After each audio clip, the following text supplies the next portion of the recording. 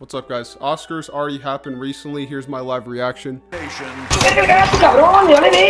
So here's how to actually do it. The worst movie of the year is Kraven, which I guess it's probably not the worst movie, but it's the worst one I saw, maybe. It's actually pretty close between the bottom of the barrel. But I feel like this one had the least amount of redeeming qualities. 41 though, Madam Web. Wow. This one at least wasn't predictable with its dumb shit. And then 40, Transformers 1, I'm dead ass. Absolute AI bot slop with the script stolen from NPC Productions. Watch Ants instead, it's the same shit better. And then 39, we're gonna go with Venom, The Last Dance. So bad I actually felt bad for the movie. And that leads us to number 38, Orion in the Dark. Not even the characters in this movie give a shit about what's happening. 37, we're gonna put Kung Fu Panda 4, another NPC made movie, so boring I genuinely thought it was 2 hours. 36 though, Moana 2, another very hard try to cure challenge, but it's definitely at the top of the bottom tier movies. Leveling up, Inside Out 2. Crazy that this is considered to be a return to form for Pixar. And then 34, The Wild Robot.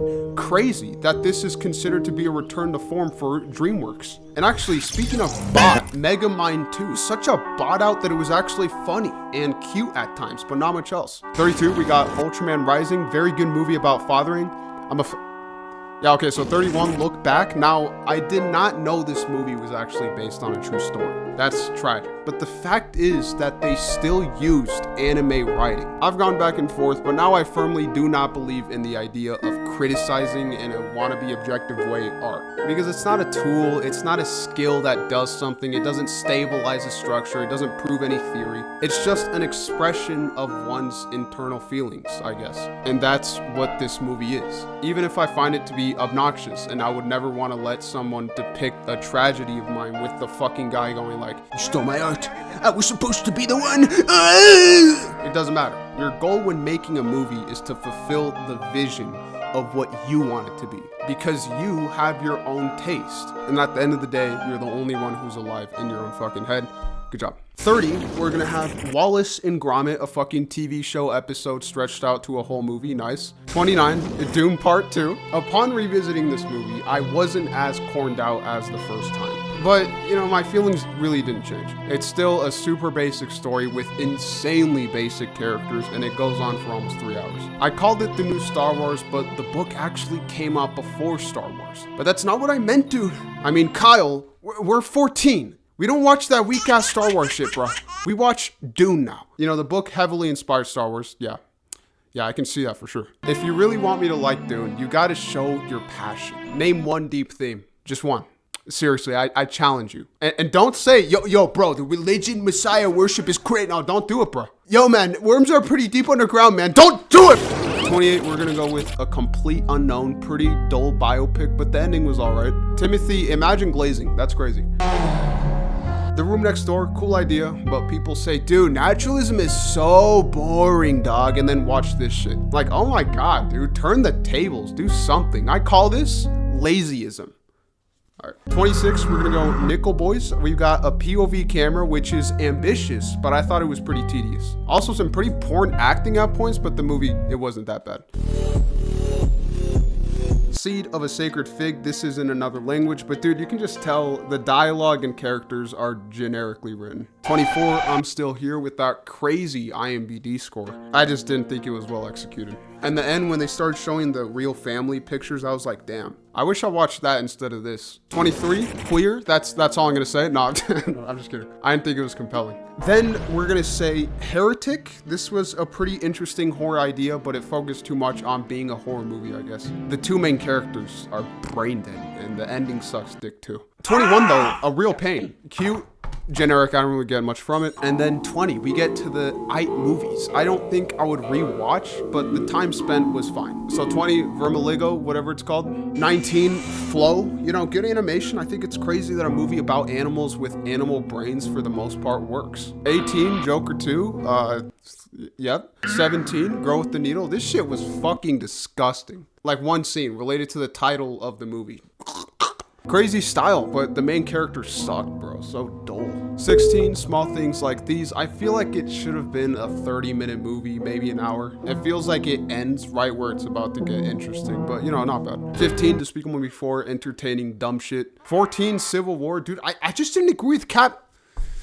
Dude, fuck. 13, we're gonna go with Nosferatu. You know, lots of love for this one. Shafrila's Goat said it was his movie of the year and that he was shaking and crying at points. That kind of just solidifies what I think about the movie. Yes, the atmosphere is great, technical filmmaking is great, but you can't just show me a guy being scared and then expect me to care. You can't just show me people crying and then expect me to cry too. Nosferatu is a boring villain, okay? Any jabroni can eat a fucking baby, and yeah, it's pretty weird, but I've seen stranger things.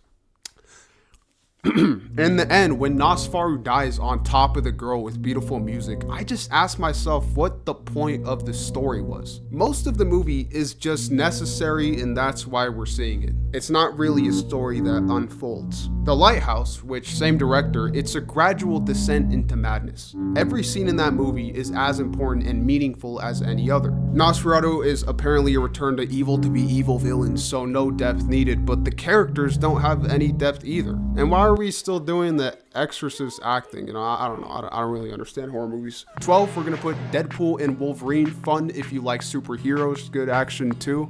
Cool. 11, A Different Man. And damn, this is actually lining up. But let me talk about this. A very good premise for a character-driven movie. But the second half, they try to do like a play of what happened, and Sebastian is like, yo man, why do you want me to be in the end? Is he not beautiful the way he is? That's fucked up, man. That's wrong, dude. I like the last shot though. That's a pretty good moment. So, top 10 now. All the following movies are at least good movies that I would recommend. Number 10, Presence. The camera is the presence, and the movie is very interesting for that reason. It's kind of rough with the story, you know, but I think it's still worth it. Number 9, September 5th, a pretty engaging thriller movie about an Olympics terrorist attack. Number 8, Planet of the Apes, Royal Redemption. Dude, I mean, I liked it, bro. 7, The Brutalist. I actually rewatched this one after giving it a 5, and unfortunately, I still have most of my original problems. I still don't care about the pretty simple character writing, I guess. Obviously, you got the over-the-top characters, which very obviously use their over-the-top personalities to mask their insecurities, but at the same time, there's scenes in this movie that take away from the implied depth. Like when bro loses the job, I expect a lot more depth than just him throwing shit around, you know, or when he's in the car, they don't want this here! Whoa, whoa, that's not fucking racist, bro. It's not. But the black guy, dude, generic. But man, it's also super plot-driven, skipping a bunch of time, and then the character moments just happen. Great artistry and smart questions being asked, but I wish it was more nuanced. But that's just why I don't love it. You know, I still like it a lot. Number 6, it's gonna be Kinds of Kindness. This is the double art house version of Pulp Fiction, but different. Overall, it's a well-rounded experience, always quality, but you're not gonna dig up that much meaning from it.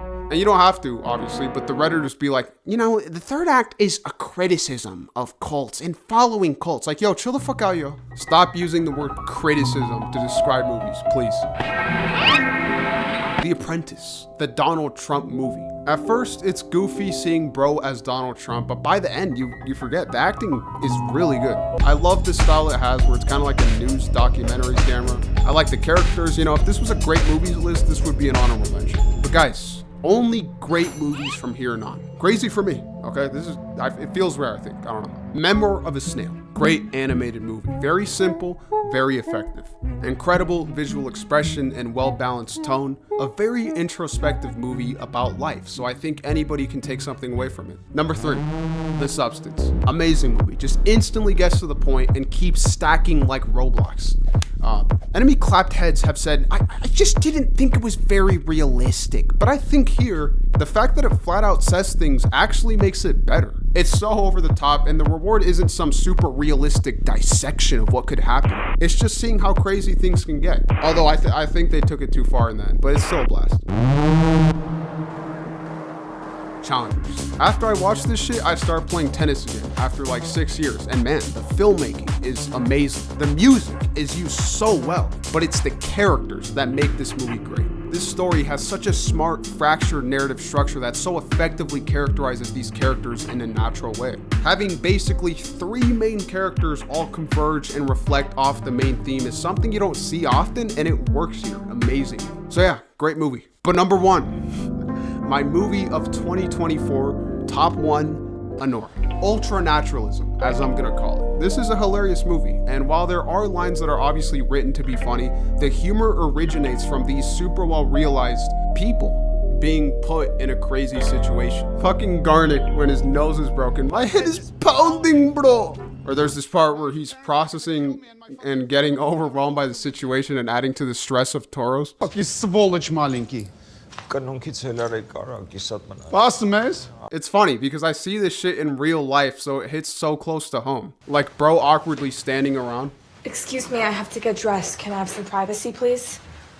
The way some of these scenes are written, it reminds me of Uncut Gems or Good Time, where everyone is talking and talking over each other. And these movies don't really show you their theme in any traditional way. It's up to you to look at this lifelike situation and pull it out for yourself. At its core, this movie is a character study of a sex worker who is objectified by everybody, including yourself. And that's reflected onto this low-level, zero-status henchman who has to work on his birthday. A deep, pretty brutal message underneath this insanely funny and entertaining movie. I could easily watch it again all the way through if it was on right now.